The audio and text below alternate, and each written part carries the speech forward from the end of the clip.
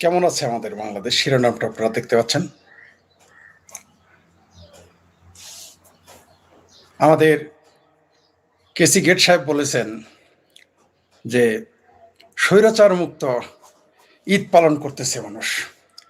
আবার আওয়ামী লীগের ভাগিনা, আওয়ামী লীগের জামাই, কি যেন নাম, পার্থ নাকি, বালিষ্ঠা সাহেব, তিনি বলেছেন যে স্বৈরাচার মুক্ত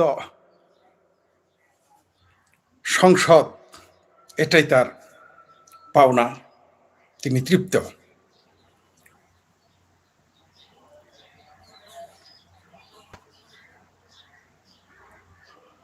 তাই না? যাই হোক, আমরা দেখি আমাদের বাংলাদেশটা কেমন আছে। বাংলাদেশের এই মুহূর্তে আমদানি রপ্তানি কত এক মাসে? এটা কেউ বলবে না আপনাকে, এই হিসাব কেউ দিবে না যে আমদানির হার কত, রপ্তানির হার কত। এই যে ভারত বিরোধী বয়ান যে এতদিন দিল, এই ভারত থেকে আমদানি কত করা হয়েছে সে বিষয় নিয়েও কেউ কথা বলবে না, আমরা জানি। আমার আরেক ভাবির পোলা বলেছে যে এই মহামান্য রাষ্ট্রপতি সুপ্পু সাহেব যেহেতু ঈদের মাঠে ছিলেন, তাই তার সাথে নামাজ পড়ার কারণে তার নামাজ হয়েছে কিনা উনি খুব চিন্তিত। কিন্তু বলৎকারী মৌলবীদের সাথে নামাজ পড়লে, তাদের ইমামতিতে নামাজ পড়লে নামাজ হয় কিনা সেই ব্যাপারে সে চিন্তিত নয়। তারপর আরেক জামাতে আমির একটা আছে গে, তার সাথে নামাজ পড়লে নামাজ হবে কিনা এই ব্যাপারে সে চিন্তিত না। সে বড়ই চিন্তিত যে চুপ্পু সাহেবের সাথে নামাজ পড়লে নামাজ কবুল হবে কিনা। বেজায় চিন্তিত সে নামাজ নিয়ে।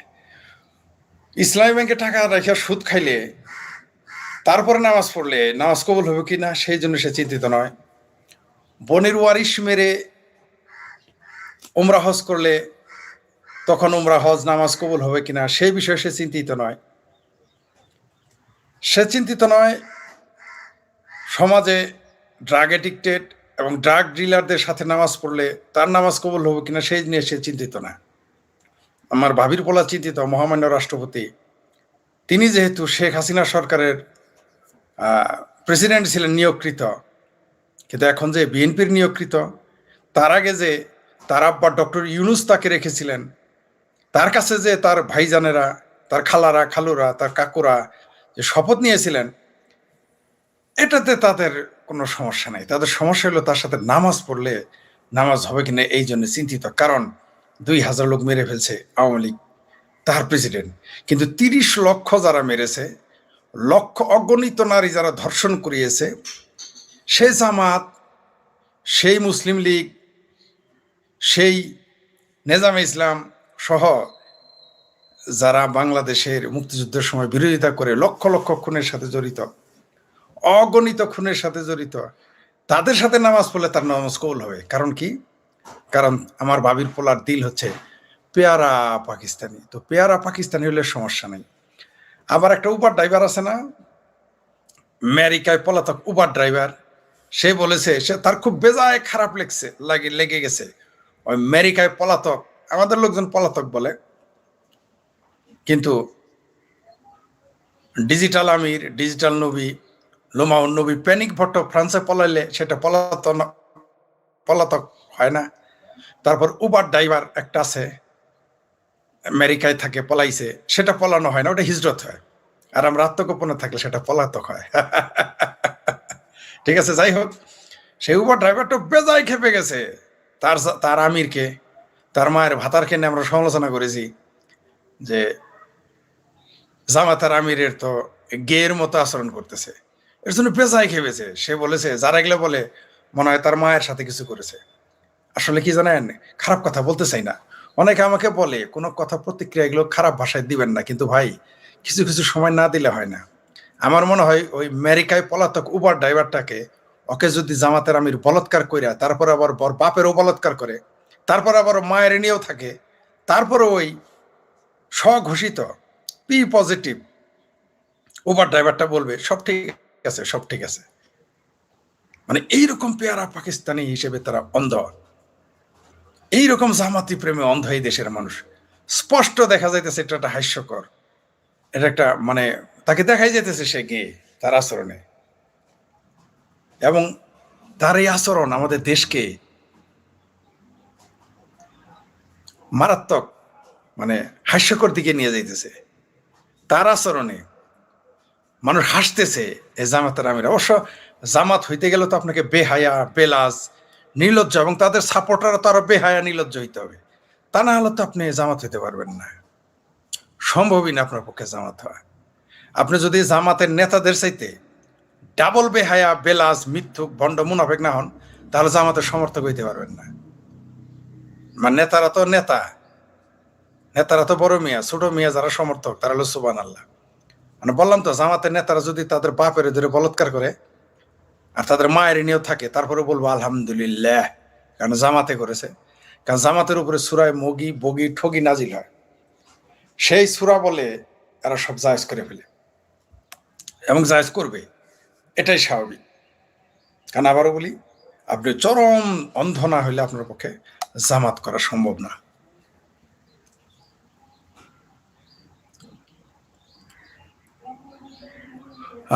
ভালো নাই বাংলাদেশ, 5th আগস্টের পরে আমি ইসলাম ত্যাগ করি। ভাই এটার সাথে তো ইসলাম ত্যাগের সম্পর্ক কি জানি না, তবে অনেকেই হয়েছে শুনেছি।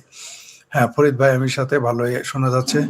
ভালো নেই একজন লিখেছেন, ফরিদ ভাই সালাম জানা, ঈদ মুবারক। জি আপনাকে ঈদ মুবারক। আপনার আলোচনার সাথে আছি, জয় বাংলা জয়। জি, আপনার ভিডিও আমি সব সময় দেখি, আমার পুরোই ভালো লাগে। আপনার যোগ্য যাতে আপনি শ্রদ্ধা ভালোবাসা রইল। ফরিদ, আপনার কথায় পরিপূর্ণ একমত। বাঙ্গু মোমিনদের মতামত, চিন্তা চেতনা বোঝা পরে কঠিন। জি, এর আগে একটা লাইভ বলেছে। ফরিদ ভাই কেমন আছেন? ভালো আছি, সুন্দর আলোচনা। জি ধন্যবাদ। যেটা বলতেছিলাম, তা বলছিলাম আর কি, কেমন আছে বাংলাদেশ? আমাদের নেতাদের জিজ্ঞেস করেন যে বাংলাদেশে এই মুহূর্তে বেকারের সংখ্যা কত, এই মুহূর্তে কতগুলো কারখানা চালু আছে আর কতগুলো বন্ধ, এই মুহূর্তে বাংলাদেশে মজুদ আছে কত খাদ্য, কতটুকু মজুদ আছে, এই মুহূর্তে বাংলাদেশে জ্বালানি কতটুকু মজুদ আছে। জিজ্ঞেস করলেই বলবে যে এগুলো জিজ্ঞেস করো কে? ঠিক আছে, নিজেরা তো জানেই না, জিজ্ঞেস করলে বলবে জানো কে? আর আমরা যদি এগুলো জানি তাহলে অপরাধ হয়ে যায়। আবার কালকে একটা জিনিস দেখেছেন আপনারা, ঈদের মধ্যে কিছু জিন্নার রুহানি পোলা, গোয়া আজমের রুহানি পোলা, দেইলা রাজাকের রুহানি পোলাকে পাকিস্তানি পতাকা চান তারা, তোয়াব ভাই চান তারা পতাকা চাই, এই স্লোগান দেওয়া, 74-এ এই 75, 76-এর স্লোগান দেওয়া এই রুহানি আওলাদরা, পাকি বিজেরা, তারা দেখলাম যে বাইতুল মোকাররমের সামনে চান তারা পতাকা নিয়ে জড়ায় ধরে আছে। আচ্ছা, এখন যদি কোনো হিন্দু রমনা কালী মন্দিরের সামনে এইভাবে ভারতীয় পতাকা নিয়ে দাঁড়াইতো, কি হইতো তাহলে? তার অস্তিত্ব থাকতো? সিংহবামেরা সবার আগে লাভ দিত, এই বাংলাদেশের সিংহবাম না, সিংহবামেরা সবার আগে 3 ফাল দিয়ে উঠতো। হিন্দুরা আরো বেশি ফাল দিত, সিংহবামেরা। মুসলমান বামেরা একটু পরে ফাল দিত, সিংহবামের আগে ফাল দিত। বাইতুল মোকাররমে মিছিল করার আগেই, তাদের পেটানোর আগেই এই বাংলাদেশের হিন্দু সিংহবাম, এমনকি কলকাতার সিংহবামেরা লাফালাফি করতো, কেন তুমি রমনা কালী মন্দিরের সামনে ভারতের পতাকা ধরেছো? এটা তো আমাদের দেশের পতাকা, তুমি কেন ভারতের পতাকা? এটা বেআইনি হয়েছে। কিন্তু এই যে চানতারা পতাকা নিয়ে যে দাঁড়াইলো বাইতুল মোকাররমের সামনে, বাংলাদেশের বাম চিংকুবাম কেউ কথা বলে নাই। খুব কম 2-1 সমর্থক বলেছে, নেতারা এখনো বলে নাই। বিএনপি কোনো প্রতিবাদ করে না, জামাত তো করবেই না। এটা যে একটা অপরাধ। ঈদের পর আপনার চানতারা পতাকা নিয়ে, এতদিন ছিল ফিলিস্তিনি পতাকা না, আমি জানতাম যারা ফিলিস্তিনি পতাকা নিয়ে দাঁড়ায় তারা কিন্তু চানতারা পতাকা নিয়ে দাঁড়ানোর জন্য রেডি। আপনি নিশ্চয়ই থাকবেন, যাদের কপালেই দেখবেন ওই যে কাফিয়া, ওই যে দৃক শহীদের মতো, ঘামাসিদের মতো কাফিয়া বান্ধে কপালে, এই লোকগুলো প্রত্যেকের হৃদয়ের মধ্যে পাকিস্তান আছে। নিশ্চিত থাকেন আপনি, পাকিস্তান আছে, চানতারা আছে এদের ভিতরে। ধীরে ধীরে চানতারা, এখন দেখবেন আস্তে আস্তে চানতারা পতাকা নিয়ে আসবে। আগে ক্রিকেট খেলা আনা বলতো, খেলার মধ্যে কিন্তু আপনারা কেন দেশ আর ধর্ম নিয়ে আসেন? এখন কিন্তু বাইতুল মুকাররমে চানতারা পতাকার সাথে নামাজের কি সম্পর্ক? বাইতুল ওই যে দিল মে পাকিস্তান, দেখেন এদের নামে কিন্তু রাষ্ট্রদ্রোহী মামলা হওয়ার কথা, কিন্তু টু শব্দটি করে নাই। বিএনপির একটা নেতা প্রতিবাদ করে নাই, তারপর কোন মন্ত্রী প্রতিবাদ করে না, এমপি বুদ্ধিজীবী টেনে কলাম লেখে না, কেউ না। মানে দিল মে তো আসলে পাকিস্তান। এই বাংলাদেশে যত ধরেন কোন অভিনেতা অভিনেত্রী ভারতীয় পতাকা নিয়ে দাঁড়াইতো, তাহলে কি হইতো? ভারতের দালাল হয়ে যাইতো। রয়ের এজেন্ট হয়ে যেত। কিন্তু এখন এই পাকিস্তানি পতাকা নিয়ে দাঁড়ানোর কারণে কারা যেন বলে যে বাংলাদেশে নাকি সব ভারতীয় দালাল, কোনো ভারতীয় দালালকে তো বাংলাদেশি পতাকা নিয়ে বাইতুল মুকাররমের সামনে যেতে দেখি নেই, কিন্তু আমরা তো পাকিস্তানিদের দেখি। কোন বদমাইশ যেন বলেছে যে বাংলাদেশে নাকি 5 কোটি আছে হলো ভারতীয় দালাল। তার মানে কি তাহলে আর যে 13 কোটি হলো সব পাকিস্তানি দালাল? এই হচ্ছে আমাদের বাংলাদেশ। কোন পাকিস্তানিকে দেখেছেন যে বাংলাদেশে পতাকা নিয়ে দাঁড়াবে না, কিন্তু বাংলাদেশে পেয়ারা পাকিস্তানিরা দাঁড়াবে? এত তাদের পেয়ারা পাকিস্তানি প্রেম। এই সমাজটাকে, এই রাষ্ট্রটাকে ঠিক করতে গেলে বিপ্লবী সরকারের বিকল্প নাই। ওই যে 71-এ পরাজিত শক্তি, ওই 93,000 সৈন্য সুস্থভাবে ফেরত দেওয়াতে যে কত ক্ষতি হয়েছে এখন বুঝতে পারছেন তো? বুঝতে পারছেন তো? এটা এই 93,000 সৈন্য, এটা ভারতের বিরাট ভুল হয়েছিল। 93,000 সৈন্য আপনি কেন, আপনি তাদের 1.5 বছর 2 বছর 3 বছর ভারতে খাওয়াইয়া তারপরে আপনি পাঠাইলেন পাকিস্তানে? কেন, কি কারণে? এটা ইন্দিরা গান্ধীর অবশ্যই ভুল ছিল, সেই সময়ের সরকার অবশ্যই ভুল ছিল। আরেকটা বললে হয়তো অনেকে সমালোচনা করবেন, আরেকটা ভুল হয়েছিল আমাদের, এই ভারতীয় সৈন্য সাথে সাথে চলে যাওয়া। এই ভারতীয় সৈন্য কমপক্ষে 10 বছর থাকা দরকার ছিল এই বাংলাদেশে। জাপান থেকে গেছে আমেরিকান সৈন্য, তুরস্ক থেকে গেছে, যায় নাই। জার্মান থেকে গেছে, যায় নাই। বাংলাদেশ থেকে কেন ভারতীয় সৈন্য এত তাড়াতাড়ি নিতে হবে? এই কারণে বিচ্ছু বাহিনীরা, এই পাকি বিচ্ছু বাহিনীরা তো বাড়াবাড়ি করেছে।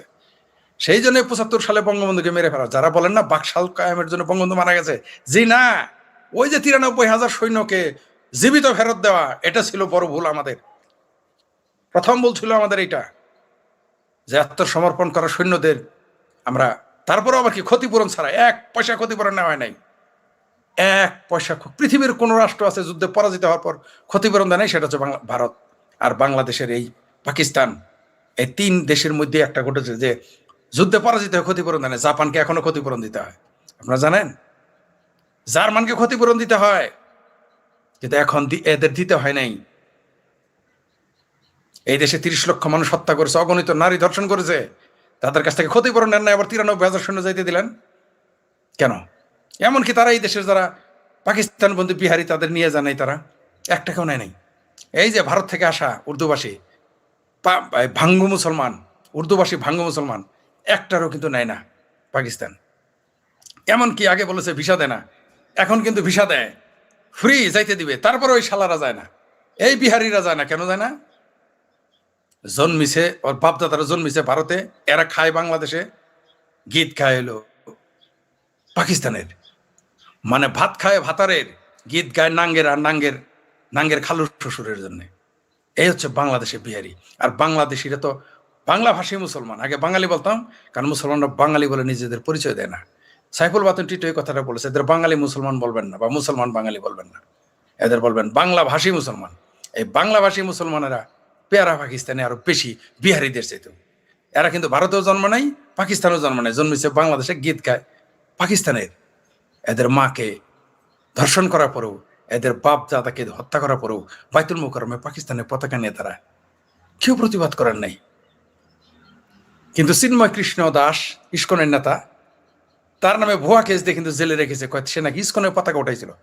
ইস্কনের পতাকা ধরে নিলাম ওই কথা, যদিও সত্য নয়, বাংলাদেশের পতাকার উপরে নাকি ইস্কনের পতাকা ধরে রেখেছিল। অথচ সাইদির পোলা বাংলাদেশের পতাকার উপরে আরো কোনো পতাকা ধরেছিল। সাইদির পোলা এখন এমপি, সাইদির পোলারে গ্রেপ্তার করে না, কিন্তু ইস্কনের নেতারা গ্রেপ্তার করেছে ভুয়া হওয়ার পরেও। পাকিস্তানের পতাকা নিয়ে রাস্তায় আপনি ঘুরবেন বাইতুল মুকাররমের দিন, তাকে কেউ গ্রেপ্তার করলো না। কোন দেশে বাস করি আমরা? এই সরকার আসলে কি চায়? এটা তো সরকারি সংস্থার কাজ। আপনি বাংলাদেশের পতাকা, আমার বাসার পাশে মানে একটু অনতি দূরে আমাদের কলেজের একজন স্যার ছিলেন, আব্দুর রাজ্জাক স্যার। তার ছেলের নাম ছিল রাসেল, সে তখন ছোট। তার ছেলে বাংলাদেশে একটা পতাকা উঠাইছিল। তারা কিন্তু সবাই বেঁচে আছেন, যাদের কথা বলতেছি, ঠিক আছে? রাজ্জাক স্যারের ছেলে রাসেলও বেঁচে আছে, এবং ওই রাসেল কিন্তু এখন আধা বিএনপি আধা জামাতপন্থী। সেই রাসেল ছোটবেলা একবার পতাকা উঠাইছিল নিজের বাড়িতে। পতাকা ওঠানোর জন্য টিএনও এসে সে বাসা ঘেরাও করাইছিল পুলিশ দিয়ে। বাংলাদেশের পতাকা শুধুমাত্র মানে অনির্ধারিত দিনগুলো সারা বাড়িতে পতাকা উড়াইছিল, এর জন্য পুলিশ এসে গ্রেপ্তার করেছিল। আইসে দেখে একটা বাচ্চা, সেটা রাসেল, তখন কম বয়সী সে। আমি যে লাইভটা করতেছি, ওই রাসেল কিন্তু এটা দেখবে, বা রাসেল না দেখলে রাসেলের বন্ধু দেখবে, রাসেলকে পাঠাবে। অনেকদিন পর রাসেলের সাথে আমার ঢাকাতে দেখা হয়েছিল, অনেকদিন পরে। এই রাসেল ওকে পরে ছোট মানুষ দেখে ওকে মাফ করে দিছে, আর একটা কারণ হলো একটা অধ্যাপকের বাড়ি, তার জন্য ক্ষমা করে দিছে। তা না হলে ওই দিন কিন্তু জেল হইতো। বাংলাদেশের পতাকা আপনি জড়াইলে অসময়ে আপনার যদি জেল হয়ে থাকে, পাকিস্তানি পতাকা বাইতুল মোকাররমের গেটে কেন ই করা হলো না? বাইতুল মোকাররমটা হচ্ছে, এখন বললে তো আমার বলবেন নাস্তিক মুরতাদ, মানে আপনার আমার হৃদয়ের খবরও জানেন, তাই না? হোলির কবিতা লিখলে বলেন হিন্দু হয়ে গেছি, ঈদ মোবারক জানালে বলেন নাস্তিক থেকে মুসলমান হয়েছি, আবার মৌলবীদের সমালোচনা করলে বললেন নাস্তিক। মানে কি যে ট্যাগ আপনারা দেন! আরে ভাই, আমি তো ক্রিটিক, আমি সমালোচক, আমার কাজ সমালোচনা করা। এখন আপনি ট্যাগ দিতেছেন, দেন সমাজ, কিন্তু ট্যাগটা তো একটা যুক্তি লাগবে ভাই। পাকিস্তানের পতাকার সমালোচনা করলে যদি আমি ভারতের দালাল হই, আর আপনি পাকিস্তানের পতাকা জড়ায় ধরে যে আছে তার পক্ষে থাকলে আপনি পাকিস্তানের দালাল, এটা বুঝেন না? ও জামাল বীরা পাগলা হয়েছেন না? জামাল বীরা পাগলা সাচ্ছেন, 3টা ডিমের আলি বেছেন, 5টায় বেছেন না। তো মানুষ তো বুঝে। কেমন আছে বাংলাদেশ? এই বাংলাদেশের স্বাধীনতা সার্বভৌম। এখানে আরেকজন দেখলাম, এক কেসকি বান্দির পোলা, অরিজিনাল কেসকি বান্দির পোলা, বাপের নাম জাহাঙ্গীর, তার পোলার নাম শাহরিয়ার, যেটা এখন জামাতি ব্যারিস্টার, যদিও ব্যারিস্টার নামটাই ভুয়া। ও একটা ভুয়া ব্যারিস্টার। জামাত হলে কত সুবিধা জানেন? জামাত হলে আপনি বলৎকার করেন, সমস্যা নাই। নামের আগে অধ্যক্ষ লেখেন, অধ্যাপক লেখেন, কোনো সমস্যা নাই। না হইলেও তা আপনি নাপিতগিরি করে আপনি গুট কাজ আছে না, ওই যে পিসি কাটে বলদের, যে দামরা কেটে বলদ বানায়, ছাগল কেটে পাঠা বানায়, ছাগি কেটে পাঠা বানায়, সে গুটকাও যদি হন আপনি লিখতে পারবেন ডাক্তার। জামাত করলে এত সুবিধা। আর বেহেস্তের টিকিট তো আপনাকে তো বেহেস্তে তো কনফার্ম, কারণ আপনি নিজেই বেহেস্তের টিকিট বেচতে পারবেন। জামাতের আমিরের গে চরিত্র প্রকাশ পেয়ে গেছে, এটা আমরা সমালোচনা করি বলে আমাদের জাতা ভাষায় কথা বলে। অনেকে আমাকে বলেছেন, আমি একটা পোস্ট দিয়েছি সেই রকম ভাষাতেই, যে ভাষায় বলেছে। অনেকে বলছে ফরিদ সাহেব আপনার এটা বলা ঠিক না, ইতরের সাথে কি তর হবেন। মুরব্বী, কাবি কাবি হোনা পড়তা হয়। কারণ হায় না আপনার সামনে আসলে আপনি কি এরকম করবেন? বাবা থাকো, চুমা দিলাম, হয় না, তুমি যাও, যাবে না? আমি ওকে গালি দিতাম না, কিন্তু মাত্র 14-15 বছরের একটা মেয়ে আমাকে জ্ঞান দিয়েছে, গালি দিলে গালি দিতে হবে, যদি না দেন তাহলে আর আজকারা হবে। এটা 15 বছরের মেয়ে আমাকে, 14 বছরের মেয়ে আমাকে বলেছে, 14 বছরের একটা কিশোরী বলেছে আমাকে। তারপর থেকে আমিও দিতাম না। আমি 1 বছর আগে কারো গালি দিতাম না, কাউন্টার দিয়ে খুব একটা গালি দিতাম না, ভদ্র ভাষায় কথা। কিন্তু না, তার কথাই ঠিক, গালি দেওয়ার পরে কিছু জাত হয়েছে।